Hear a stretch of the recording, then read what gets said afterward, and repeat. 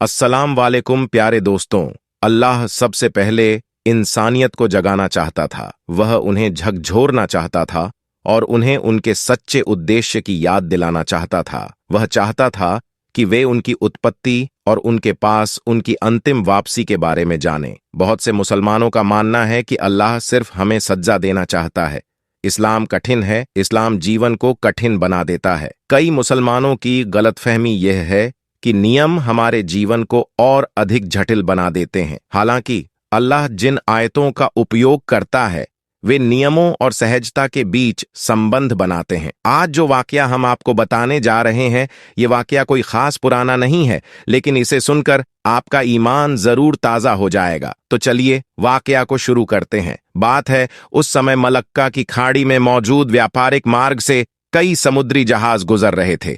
एक समुद्री जहाज जिस पर काफी बोझ था, तिजारत का सामान और ताजिर उस जहाज के ऊपर सवार थे। अब सफर के दौरान समंदर में तूफान की वजह से जहाज हिचकोले खाने लगा और बिल्कुल डूबने के करीब हो गया। तो जहाज के कप्तान ने एक तजवीज सबके सामने पेश की कि देखिए, जहाज के ऊपर बोझ बहुत ज्यादा हो गया है। अब हम सबको जिंदा रहना है तो आप लोगों का कुछ सामान समंदर में फेंक दिया जाए तो जहाज थोड़ा हल्का हो जाएगा और हम आसानी के साथ किनारे लग जाएंगे, क्योंकि हमारी जानें ज्यादा कीमती है। सामान के मुकाबले में सबने कप्तान की बात पर इत्तेफाक किया और सबने कहा कि एक जो सौदागर है, यानी एक जो ताजीर है, वह बिल्कुल नया है और वह काफी सामान अपने साथ लेकर आया है। उसका सामान फेंक दिया जाए समंदर में तो इससे हम सब डूबने से बच जाएंगे, और उसका सामान जितना है अगर उतना फेंक दिया जाए तो हमारा जहाज आसानी के साथ किनारे लग जाएगा। सब ताजिरों ने इस बात पर इत्तेफाक किया, लेकिन जिस ताजिर का सामान फेंका जाने वाला था उसने कहा, मेरे अकेले का सामान क्यों फेंका जाएगा? सब ताजिरों का थोड़ा थोड़ा सामान समंदर में फेंक दिया जाए,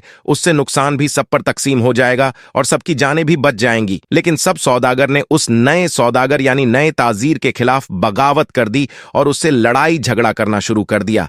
और झगड़ा इतना बढ़ गया कि सब ताजिरों ने मिलकर उस नए ताजिर यानी उस नए सौदागर को उसके सामान के साथ उठाकर समंदर में फेंक दिया और अपना सफर जारी रखा। ताजिर को तो समंदर में फेंक दिया गया। वह ताजिर बहुत देर तक लहरों से लड़ता रहा, आखिरकार थक कर बेहोश हो गया।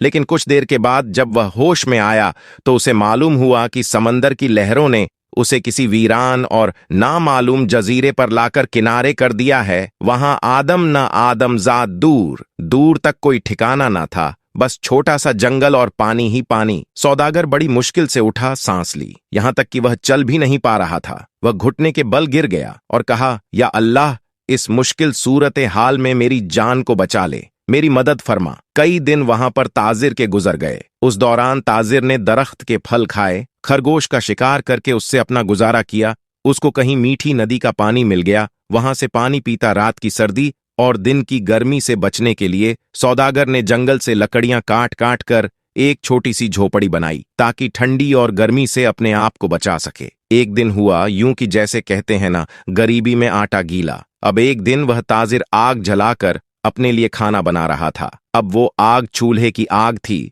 उसकी झोपड़ी में लग गई और झोपड़ी लकड़ी की थी और जलने लगी। बचाने की बहुत कोशिश की, लेकिन थोड़ी ही देर में पूरी झोपड़ी जलकर खाक हो गई। अब सौदागर बिल्कुल जमीन पर बैठ गया और आसमान की तरफ देखकर कहने लगा, या अल्लाह, क्यों मेरे साथ ही क्यों? सारी मुसीबतें, सारी आजमाइश मेरे साथ ही क्यों? हम लोग भी अक्सर शिकायतें करते हैं कि मेरे साथ ही ऐसा क्यों है, ये आजमाइश मेरे साथ ही क्यों है, ये मुसीबत मुझ पर ही क्यों? ऐसे ही उस ताजिर ने भी कहा, या अल्लाह, एक तो मुझे गलत तरीके से समंदर में फेंक दिया गया, अब यह छोटी सी झोपड़ी मैंने बनाई थी, या अल्लाह तूने इसको भी जलाकर राख कर दिया।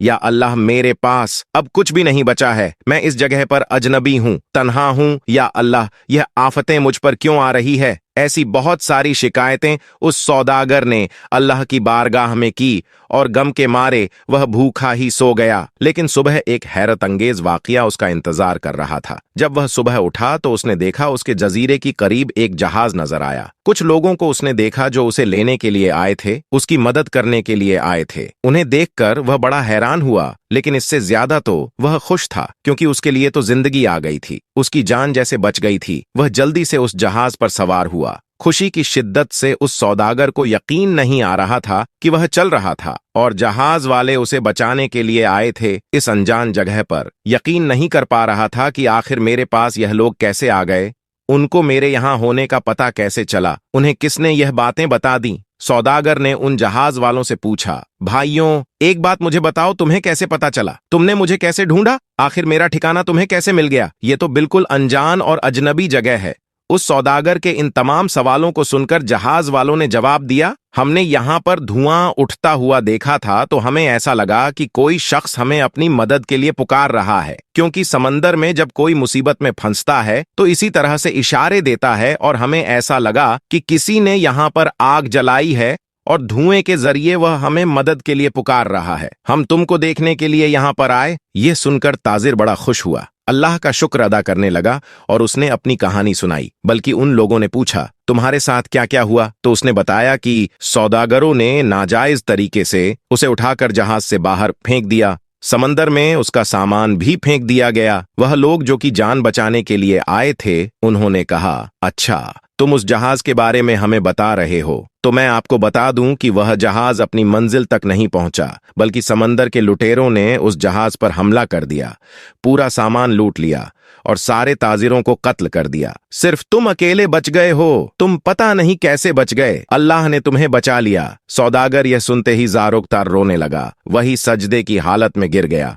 और कहने लगा, या अल्लाह तेरे काम और तेरे फैसले सबसे बेहतर होते हैं, तू जो भी करता है अपने बंदों के लिए बेहतर ही करता है। बस हम ही बेसब्री हो जाते हैं, हमारे अंदर सब्र नहीं होता, वरना बाद में तो पता चलता ही है। अल्लाह तेरा जो फैसला था वह बिल्कुल सही था। मेरे भाइयों और बहनों और दोस्तों, अगर आपकी हालात बिगड़ जाए तो आप डरे नहीं, आप खौफजदा ना हो, बस इतना यकीन रखें कि खुदा की हर चीज में हिकमत होती है। जब भी आपका कोई काम रुक जाए, आपकी कश्ती भंवर में फंस जाए, आपकी झोपड़ी जल जाए, तो यह जान लें कि खुदा आपका अच्छा इंतजाम कर रहा है। दोस्तों, अल्लाह पर भरोसा रखने का मतलब है कि अल्लाह किसी इंसान पर उसकी क्षमता से ज्यादा बोझ नहीं डालता। अल्लाह पर भरोसा रखने वाले लोग कभी उम्मीद नहीं खोते। अल्लाह पर भरोसा रखने का मतलब यह नहीं है कि इंसान गलती नहीं करता। अल्लाह पर भरोसा रखने के लिए सबसे पहले यह जरूरी है कि हम अल्लाह को अच्छी तरह से जानें। इसके लिए अल्लाह के कई नामों और गुणों को सीखना, उनका अध्ययन करना और उन पर विचार करना जरूरी है। ऐसा करने का सबसे अच्छा तरीका